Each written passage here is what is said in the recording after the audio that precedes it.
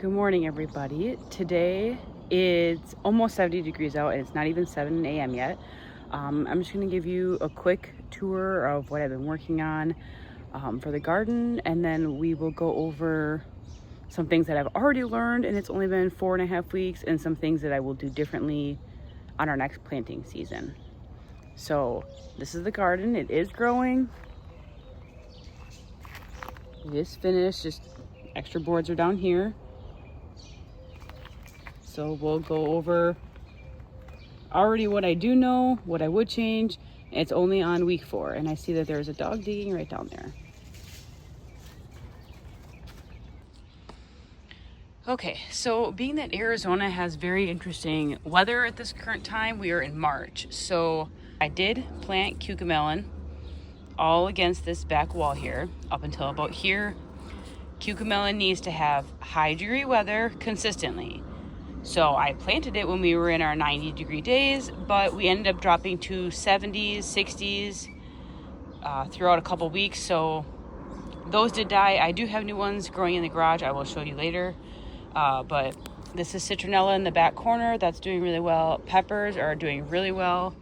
I do come through, and I did them all yesterday, but I think there might be a few. You see the little babies? These little babies in there, these need to come off because the plant needs to mature before we start growing any vegetables or fruit on all of our plants. So we have cucumbers.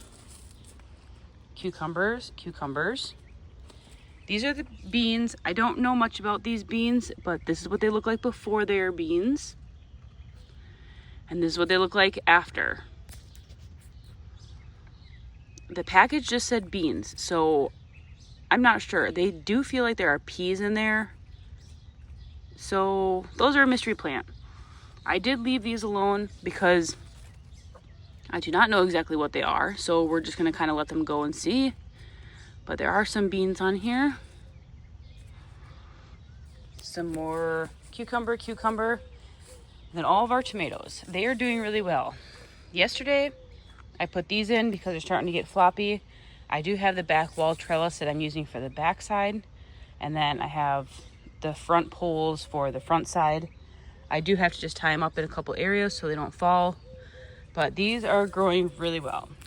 There are a couple different varieties. Some of them we have cherry tomatoes, beef stock, better boys,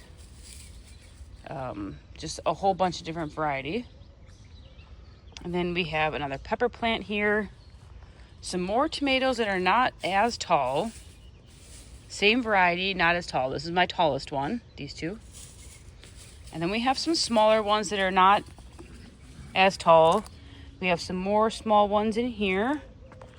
These are all tomatoes. So I'm not sure why they're not growing as well. I did move around the irrigation lines a little bit. So the back one is always in the back to get all the back stuff, and then the front one I moved up this way more, and the middle one I moved back a little bit more to see if that helps. Loofah, same story as the cucamelon. I planted this whole entire thing full of loofah and they all died. It needs to have very hot weather consistently. So those are also currently in the garage, and they will be coming out hopefully in the next couple weeks, but I will show you those as well. These are all just weeds as there's nothing growing there right now. More tomatoes. Then these are some cucumbers. There's another cucumber back there.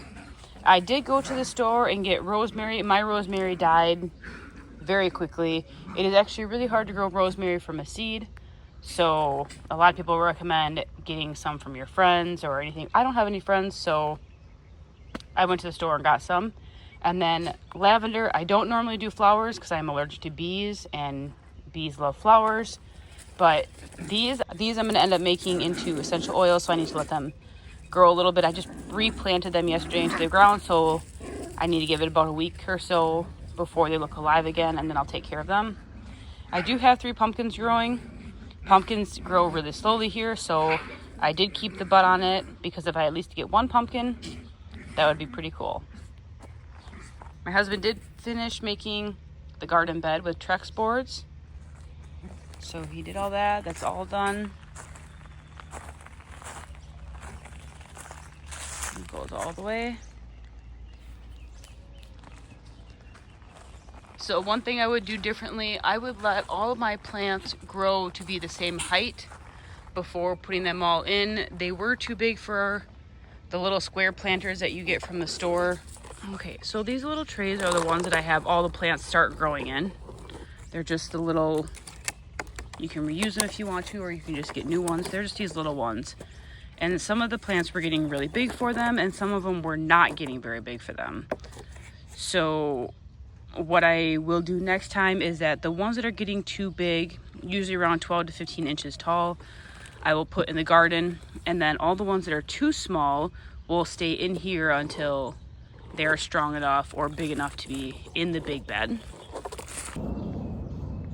Another thing I think I'm going to end up doing is putting the seeds in the snail method for my next round of planting. And for those of you who are new, this is my first real year of planting a big garden. I normally have success with tomatoes. Those are usually no trouble. But I did plant a lot of things that I have not planted before, such as peppers and beans, loofah and cucamelon. But I am going to be putting those in there as soon as it is nice enough out. So it's 70 degrees out, it's 7 a.m. and it's cloudy. So they need a consistent 80 to 90 degrees in order to thrive, the cucamelon and the loofah. So we will get those out there, but I will show you what those look like right now. They have been growing inside the garage for almost 2 weeks, and you can see how good they look. Okay, so these are the two mini greenhouses that I made. This one is for the loofah and this one's for the cucamelon. But this one's not alive anymore, and that's okay. So I did find out that, hold on, there's an airplane passing.